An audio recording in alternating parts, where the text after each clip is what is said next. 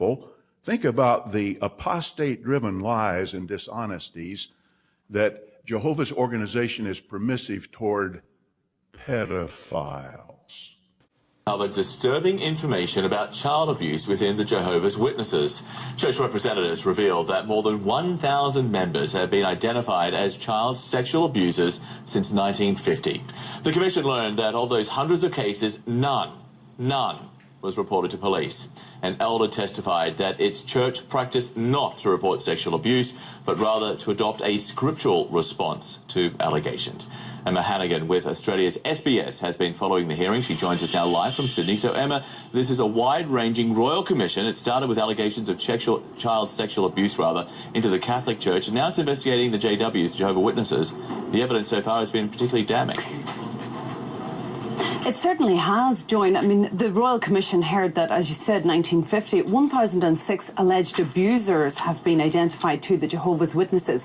Now, that was 1,006 people, not 1,006 cases, so we don't know how many cases were, but none of these were reported to authorities. Instead, what the Church would do is they would investigate the claims themselves.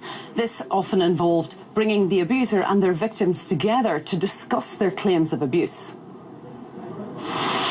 A victim, identified only as BCB, was groomed and sexually abused by Bill Neal, a respected elder, from the age of 15.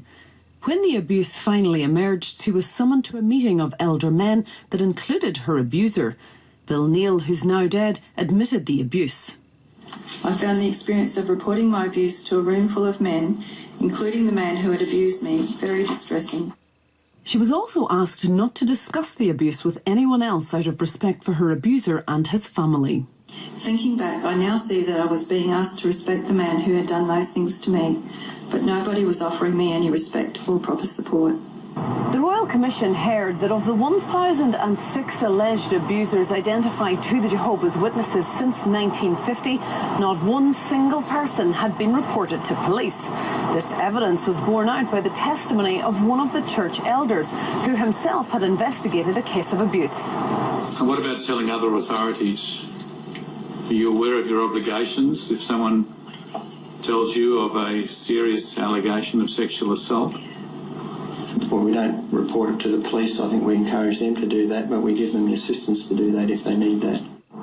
Church elders could now face criminal charges for concealing the abuse. The Commission also heard that the Church only believed victims if the alleged abuser confessed or there were two witnesses.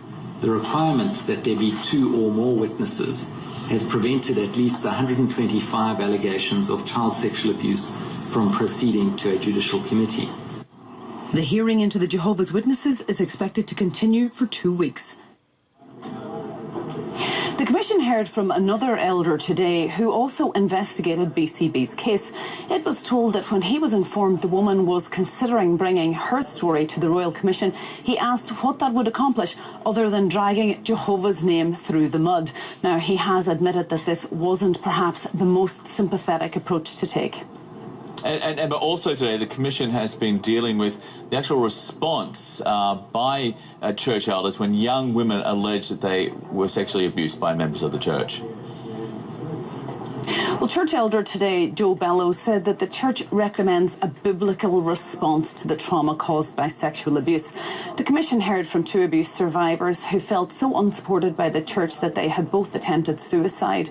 Now, they say that they've never been offered any compensation, they were never offered any counselling, and the church themselves has said that perhaps this is something that they need to consider.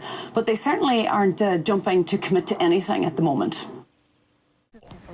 So I called my elders and I said, look, I'm taking it to the police. What did they say? Don't. Or else. Or else what? That's what I said. I said, or else what? And he said, just don't. I said, what? I'll be disfellowshipped? If I take it to the police, is that what's going to happen to me? And he said, yes, you will be disfellowshipped. And I was just like, what? You're going to disfellowship me for being raped, yet the guy who raped me is still a Jehovah's Witness? And they said, don't. Don't take it to the police. You will be condemned by God. You will be condemned by God. You will be condemned by God.